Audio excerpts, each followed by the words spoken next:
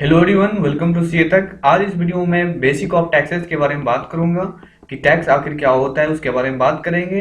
तो अगर आप इस चैनल पे न्यू हैं तो इस चैनल को सब्सक्राइब करें और लाइक करें। अगर और नीचे में कमेंट करके जरूर बताएं कि आपको ये वीडियो कैसे लगे। तो इस वीडियो को पहले हम देखते हैं कि टॉपिक्स मैं इस वीडियो में क्या क्या कवर करने वाला हूँ। तो सबसे पहला जो मेरा टॉपिक है वो है व्हाट इज टैक्स। टैक्स क्या होता है। दूसरा सेकेंड टॉपिक जो है वो है types of tax. Next, types prior to GST. GST से पहले किस किस तरह का टैक्स था, जीएसटी के आने के बाद कौन कौन सा टैक्स जो जीएसटी में आके मिल गया। उसके बाद बात करेंगे कि आखिरकार जब जीएसटी से पहले बहुत सारे टैक्स था तो फिर जीएसटी का जरूरत क्यों पड़ा, नीड ऑफ जीएसटी। नेक्स्ट जो है वो है बैकग्राउंड ऑफ जीएसटी। क्या 2017 से पहले जीएसटी के बारे में भारत में ही, इंडिया में कुछ सोचा गया था कि नहीं, कि जीएसटी लाने के बारे में कुछ बात किया गया था कि नहीं, या फिर 2017 में ही आया, इसके बारे में बात करेंगे। और उसके बाद हम बात करेंगे बेनिफिट ऑफ जीएसटी। तो सबसे फर्स्ट जो मेरा कंटेंट है वो है व्हाट इज टैक्स। तो टैक्स को समझने के लिए पहले हम एक एग्जांपल से समझाते हैं। जैसे हम लोग देखते हैं कि एक समुद्र होता है और एक छोटा सा तालाब है। मान लीजिए समुद्र और छोटा सा तालाब, सूर्य क्या करती है, सूर्य दोनों से पानी निकालती है। समुद्र से किस किस तरह का पानी निकालती है, समुद्र से जिस तरह बहुत बड़ा होता है समुद्र, तो उसी तरह से समुद्र से ज्यादा पानी ऊपर जाता है। और छोटा सा तालाब से छोटा होने के कारण उससे थोड़ा ही वाष्प बन के ऊपर जाता है। उसके बाद ऊपर जाके वो क्या बन जाता है, बादल बन जाता है। बादल बनने के बाद ऊपर में बादल बन जाता है। उसके बाद बारिश होती है। बारिश जो होती है वो कहाँ होती है, वो हर जगह होती है, यानी कि समान रूप से हर जगह, हर क्षेत्र में, हर तरफ होती है। वो गरीब पे भी होती है, वो अमीर पे भी होती है। उसी तरह का टैक्स जो होता है वो इसी कंसेप्ट पे समझ सकते हैं आप। जैसे टैक्स जो यहाँ पे है वो भी इसी तरह से जो जितना रिच होते हैं, धनी होते हैं, उससे उतना ज्यादा लिया जाता है। जैसे समुद्र से लिया गया था, तो उसी तरह जो धनी है उससे उतना ज्यादा पैसा लेंगे, जो गरीब है उनसे तालाब की भांति उससे लेंगे। और ऊपर जाके जैसे वहां पे बन गया था बादल, उसी तरह ये टैक्स कंसेप्ट में बन जाता है consolidated fund of India. Consolidated fund of India fund है जो ऊपर जाके बनता है, और वो फंड से फिर हम लोग, गवर्नमेंट क्या करती है, बजट में फिर डिसाइड करती है कि किस किस सेक्टर में, किस किस क्षेत्र में कितना कितना, जैसे हेल्थ में कितना देना है, डिफेंस में कितना देना है, एजुकेशन में कितना देना है। और फिर वो जो है वो बराबर रूप से आम जनता पे वर्षा होती है। यानी कि टैक्स पहले कलेक्ट किया, जो जितना अमीर है उससे उतना, जो गरीब है उससे उतना कम लिया। फिर ऊपर जाके कंसोलिडेटेड फंड ऑफ इंडिया बन गया, और फिर समान रूप से सब पे वर्षा हो जाती है। तो उसी कंसेप्ट पे टैक्स समझ सकते हैं। और उसके बाद जैसे इसमें हम बात कर रहे हैं टैक्स। तो टैक्स क्या है, tax it is a mandatory financial charge. Tax ये नहीं है कि ऑप्शनल, कि आप नहीं देंगे बच जाएंगे। टैक्स एक मैंडेटरी फिनेंशियल चार्ज है, आपको देना ही पड़ेगा बाय द गवर्नमेंट। कौन लेता है ये टैक्स, गवर्नमेंट लेता है। किसके ऊपर लगता है, अपॉन टैक्स पेयर। ये दो तरह का मतलब दो तरह से लगता है। एक तो ये लगता है कि किसी पर्सन पे लगता है अपॉन टैक्स पेयर, या फिर आप कुछ खरीदते हैं या फिर सेल करते हैं उसके ऊपर लगता है। जैसे आप GST, goods and service tax अब आ गया, जो कि both of goods and services पे लगता है। फॉर क्यों लगता है, for development in various sector. जैसे एजुकेशन सेक्टर हो गया, डिफेंस सेक्टर हो गया, बहुत सारा सेक्टर है, तो उसके डेवलपमेंट के लिए, इंडियन कंट्री के डेवलपमेंट के लिए टैक्स कलेक्ट किया जाता है। तो हमने देख लिया कि टैक्स क्या होता है। अब हम देखते हैं टाइप्स ऑफ टैक्स। टैक्स आखिरकार कितने तरह का होता है वो हम बात करने जा रहे हैं। तो टैक्स जो होता है वो दो तरह का होता है। एक होता है डायरेक्ट टैक्स और एक होता है इनडायरेक्ट टैक्स। डायरेक्ट टैक्स मतलब होता है कि जो जिसके ऊपर लगेगा वही गवर्नमेंट तक पहुंचाएगा, यानी कि जो पैसा टैक्स के रूप में दे रहा है वही गवर्नमेंट तक पहुंचा भी रहा है। लेकिन हम इनडायरेक्ट टैक्स की बात करें तो इनडायरेक्ट टैक्स में उल्टा होता है कि कलेक्ट कोई और करता है, लेवी कोई और कलेक्ट कोई और करता है, और जो अल्टीमेटली जो पैसा टैक्स का लगता है वो किसी और का लगता है। चलिए देखते हैं क्या है ये।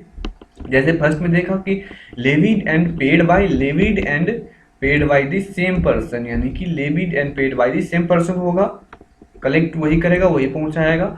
Paid to government in supply chain. अब सप्लाई चेन कहने का मतलब क्या है, यहाँ पे देखिए नीचे में आ रहा है, क्या आ रहा है, मैन्युफैक्चरिंग है, होलसेलर है, रिटेलर है, और सबसे लास्ट में जो होगा यहाँ पे कंज्यूमर है।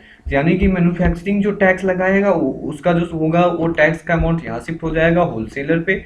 होलसेलर क्या करेगा, इसका इनपुट ले लेगा जितना का टैक्स पीछे से लग के आया गया, और फिर इस पे वो क्या करेगा, अपना प्रॉफिट ऐड करेगा। और अपना प्रॉफिट ऐड करने के बाद उस पे फिर ये टैक्स चार्ज करेगा, और फिर ये रिटेलर पे शिफ्ट करेगा। फिर रिटेलर को जो टैक्स लगा तो जितना ये होलसेल लगाया था उसका क्रेडिट मिल जाएगा, और टोटल जो टैक्स लायबिलिटी का अमाउंट है, यानी कि टोटल जो यहाँ मैन्युफैक्चरिंग का जितना लगाया था प्लस होलसेलर जो एडिशनल लगाया था, फिर जो एडिशनल यानी कि एडिशनल सप्लाई पे जो ये रिटेलर लगाया था, सब का ऐड होके जो टैक्स टोटल नेट टैक्स जो होता है वो कंज्यूमर पे करता है। तो गवर्नमेंट को कौन पहुंचा रहा है? गवर्नमेंट को दे रहा है मैन्युफैक्चरर, दे रहा है होलसेलर, दे रहा है रिटेलर, दे रहा है, लेकिन अल्टीमेटली कौन बियर कर रहा है? बियर कर रहा है एक आम कंज्यूमर जो होता है, उसको ये टैक्स बियर करना पड़ता है। तो ये इनडायरेक्ट टैक्स होता है। यही था सप्लाई चेन। अब हम बात करते हैं आपका डायरेक्ट टैक्स जो होता है वो शिफ्ट नहीं हो सकता, यानी कि ट्रांसफरेबल नहीं है, यानी कि आपके ऊपर है। आप अगर इनकम एक सर्टेन लिमिट होता है जैसे 2,50,000, वो अगर आप क्रॉस करते हैं तो आप टैक्स लायबिलिटी के दायरे में आ जाएंगे और आपको टैक्स देना पड़ेगा। और ये इनडायरेक्ट टैक्स जो होता है वो शिफ्ट होता है, यानी कि अल्टीमेटली जो होता है वो पेड बाय कंज्यूमर होता है, जैसे अभी हम दिखाए थे आपको ऐसे ही होता है। और डायरेक्ट टैक्स का जो टाइप्स है वो क्या है? इनकम टैक्स हो गया, टोल टैक्स हो गया, भाई अगर जाएंगे तभी लगेगा, गाड़ी मतलब जाएंगे तभी लगेगा। उसके बाद ये शिफ्ट भी नहीं कर सकते, गिफ्ट टैक्स हो गया। और इनडायरेक्ट टैक्स का जो एग्जांपल है उसमें आता है जीएसटी, एक्साइज, वैट, सीएसटी। ये क्या होता है मैं इसके बारे में बताऊंगा, आगे बताऊंगा कि जीएसटी क्या होता है, एक्साइज क्या होता है, वैट क्या होता है और सीएसटी क्या होता है। चलिए देखते हैं। नेक्स्ट जो मेरा टॉपिक है वो है मेरा बेसिक ऑफ टैक्सेस का। नेक्स्ट टॉपिक जो है वो प्रायर टू जीएसटी। आखिरकार जीएसटी से पहले कौन कौन सा टैक्स था, क्या जीएसटी आने के बाद वो टैक्स है या नहीं है, कि पूरा समाप्त हो गया, क्या कुछ बचा हुआ है, ये सारी बातें आगे हम देखते हैं। तो सबसे पहले हम बात करते हैं, कोई भी चीज़ अगर देखते हैं तो उस कोई भी गुड्स का जो होता है सबसे पहले मैन्युफैक्चरिंग होता है, पहले बनाएंगे तभी तो आगे बेचेंगे। तो बनाया जाता है, तो बनाने पे जो पहले टैक्स लगता था वो एक्साइज ड्यूटी लगता था। अभी भी लगी रहा है कुछ कुछ केस में, जीएसटी के आने के बाद भी ये पूर्णतः मतलब अबॉलिश नहीं हुआ है, अभी भी लग ही रहा है। जैसे इसमें भी दो तरह का होता था, एक सेंट्रल एक्साइज ड्यूटी होता था और एक स्टेट एक्साइज ड्यूटी। तो इसमें अभी भी लग रहा है five petro product and टबाको based product. Five petro product जो होता है उस पर अभी भी जीएसटी दायरे से बाहर रखा गया है। ऐसा बोला गया है कि ये जो है इसको लाया जाएगा, जीएसटी में लाया जाएगा, लेकिन अभी तक नोटिफिकेशन आया नहीं है इसका। और तंबाकू बेस्ड प्रोडक्ट जो है अभी इसको बाहर ही रखा गया है। State excise duty alcoholic liquor for man consumption, ये जो आप देखते होंगे कि लिकर शराब पे जो है उस पे स्टेट एक्साइज लगता है। तो स्टेट गवर्नमेंट जो है, स्टेट गवर्नमेंट को इससे रेवेन्यू का लॉस होता है, इसके चलते alcoholic liquor for women consumption जो है अभी भी जीएसटी के दायरे से बाहर है। इस पे अभी भी स्टेट यानी कि ओल्ड सिस्टम के तहत लगता है। लेकिन फाइव पेट्रो प्रोडक्ट को बोला गया है कि लाया जाएगा, अभी भी नहीं लाया गया, अभी भी पुराना ही टैक्स लगता है। तंबाकू पे जीएसटी भी लगता है और ओल्ड टैक्स भी लगता है, यानी कि मैन्युफैक्चरिंग करेंगे तो एक्साइज ड्यूटी भी लगेगा, और अगर आप सेल करेंगे तो आपको जीएसटी भी देना पड़ेगा। तो देखते हैं, सेल्स अगर करते तो पहले बना लिए गुड्स, अब आगे शिफ्ट करते हैं। जैसे ट्रेडिंग कंपनी है तो क्या करेगी, वो सेल्स करेगी। तो सेल्स में पहले दो तरह का होता था टैक्स, एक सीएसटी और एक वैट। सीएसटी वहां लगता था जहां पे इंटर स्टेट की बात करते थे। इंटर स्टेट यानी कि एक स्टेट दूसरे स्टेट में जा रहे हैं, यानी कि बिटवीन टू यूनियन टेरेटरी या फिर बिटवीन टू स्टेट हो रहा है, तो वहाँ पे हम बात कर रहे थे सीएसटी की। और VAT intra state. Intra state कहने का मतलब है कि एक ही स्टेट के अंदर, जैसे बिहार में ही एक डिस्ट्रिक्ट से दूसरा डिस्ट्रिक्ट गया तो ये इंट्रा स्टेट हो गया, विद इन स्टेट हो गया, तो इस पे वैट लगाया जाता था। अभी भी लग रहा है कुछ कुछ केस में, अभी भी ये सब पूरा एबॉलिश नहीं हुआ है। उसके बाद अगर हम मान लीजिए इम्पोर्ट करते करते थे तो कस्टम ड्यूटी लगता था। ये कस्टम ड्यूटी अभी भी लगाया ही जाता है, इसमें कुछ छेड़छाड़ नहीं किया गया। इसमें इसलिए छेड़छाड़ नहीं किया गया क्योंकि कस्टम इंपोर्ट और एक्सपोर्ट की जो बात होती है वो इंटरनेशनल लेवल पे होती है, और इंटरनेशनल लेवल पर जो लॉ होती है उसको इंटरनेशनल लेवल के संगठन के द्वारा ही इसको बदला जा सकता है, ये इंडिया सिर्फ नहीं कर सकता।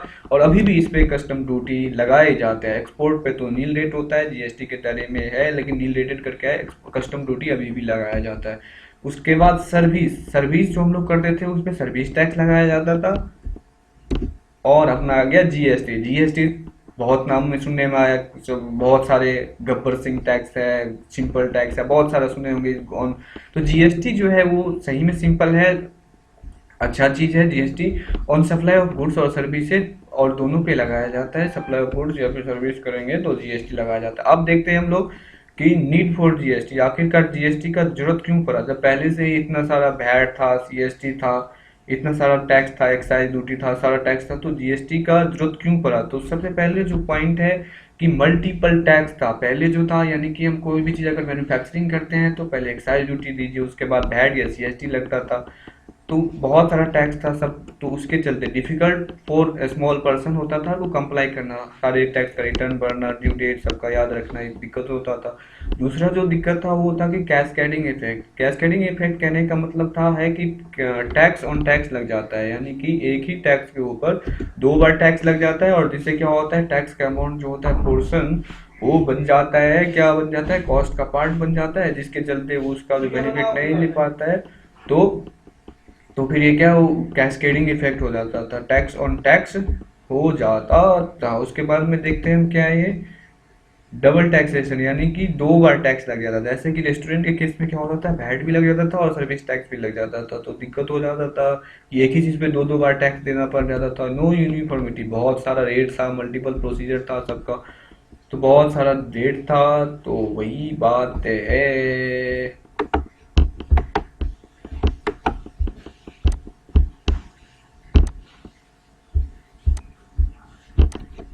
अब हम लोग समझते हैं कि जीएसटी का हिस्ट्री बैकग्राउंड क्या रहा है, यानी कि 2017 से पहले जीएसटी के बारे में इंडिया में सोचा गया था कि नहीं, या फिर 2017 में बीजेपी गवर्नमेंट ने ही सोचा इसके बारे में। तो देखिए क्या इसका हिस्ट्री क्या है। तो जीएसटी का जो है सबसे पहले फ्रांस जो है फर्स्ट कंट्री है जो इम्प्लीमेंट किया जीएसटी को 1954 में।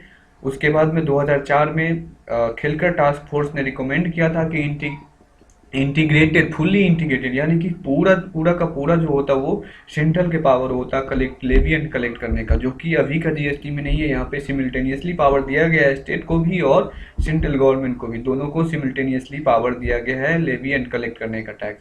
तो खिलकर टास्क फोर्स ने बताया था कि फुली इंटीग्रेटेड सेंट्रल गवर्नमेंट। उसके बाद 2007 में इसका हुआ कि फाइनेंस मिनिस्टर पी चिदम्बरम ने अनाउंस किया था कि जीएसटी लाया जाएगा।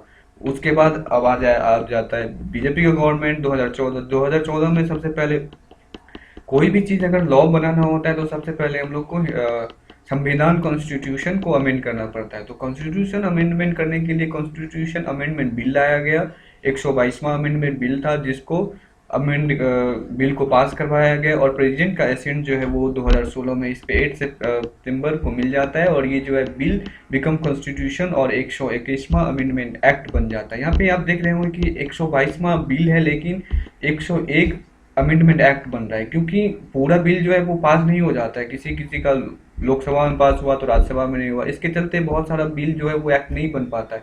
इसीलिए 122वां बिल था, लेकिन ये जो एक्ट बना वो 101 ही बन पाया। उसके बाद 2017 में दोनों बिल जो है ऑल सब बिल जो है, जैसे जीएसटी में आईजीएसटी हो गया, CGST, SGST, UTGST, compensation cess, सबको बिल बनाया गया और बिल को लोकसभा में पास करवाया गया। उसके बाद प्रेसिडेंट का एसेंट मिला और ये जो बिल है वो बन गया, इनेक्टेड हो गया। इनेक्टेड कहने का मतलब है कि वो एक्ट बन गया। जब बिल एसेंट हो जाता है यानी कि प्रेसिडेंट का, तो एक्ट बन जाता है और जीएसटी इम्प्लीमेंट हो गया, और 1 जुलाई 2017 से जीएसटी पूरे देश में लगा दिया गया। उसके बाद में हम देखते हैं आपका कि बेनिफिट्स ऑफ जीएसटी। जीएसटी के आ जाने से क्या बेनिफिट्स होगा? No double taxation, no double taxation, no cascading effect. Cascading effect हम पहले देखे थे कि कैस्केडिंग इफेक्ट क्या होता है, टू दी एक्सटेंट, यानी कि अभी भी कैस्केडिंग इफेक्ट आ ही रहा है। जैसे तंबाकू के ऊपर अभी भी जो जीएसटी लगाया जा रहा है, वो अगर आप मैन्युफैक्चरिंग पे तो एक्साइज ड्यूटी अभी भी लग ही रहा है ओल्ड टैक्स के स्ट्रक्चर, और इसका जो है क्रेडिट नहीं मिल पाता है तो ये कॉस्ट का पार्ट बन जाता है। और जीएसटी जो इसके ऊपर लगाया जाता है वो क्यूमुलेटिव फिगर पे लगाया जाता है, यानी कि जो वैल्यू है वो तंबाकू का वो प्लस एक्साइज ड्यूटी, उसके ऊपर जीएसटी लगाया जाता है। उसके बाद no double taxation, no double taxation अभी भी फिर भी डबल टैक्सेशन हो ही रहा है। किस केस में हो रहा है वो देखिए यहाँ पे, जैसे ट्रांसपोर्टेशन कॉस्ट ऑफ गुड्स, अगर गुड्स मंगवाते हैं, ट्रांसपोर्टेशन करवाते हैं गुड्स का, in case of imported bye vessel, तो इसके ऊपर कस्टम ड्यूटी और फिर आईजीएसटी लगता है। तो डबल टैक्सेशन हो ही जा रहा है अभी भी।